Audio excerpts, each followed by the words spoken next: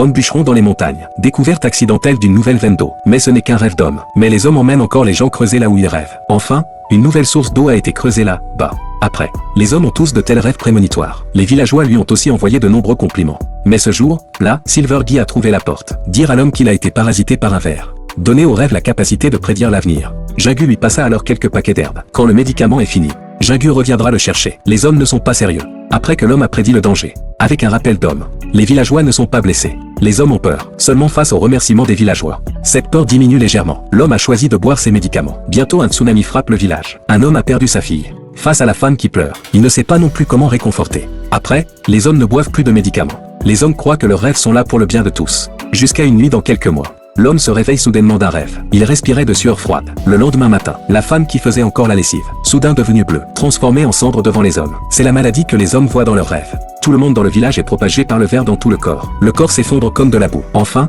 tout le village n'a que des hommes. Quand Yingu revint dans ce village, seules les maisons délabrées sont vues. Et les hommes attendent ici l'arrivée de l'antiquité d'argent. Ils demandent pourquoi Silver Guy s'est trompé. Jagu aussi pour son bien. Parce que ce ver ne peut pas guérir. Tant que parasité durera jusqu'à la fin de la vie. Jagu a peur de dire la vérité. Les hommes ne résisteront pas à la dépression mentale. La nuit, les hommes recommencent à rêver. Sur l'écran a tiré le rêve de l'homme. Homme dans une immense plage de roseaux. Tout le ciel est enveloppé d'oies. Une maison apparaît aux hommes.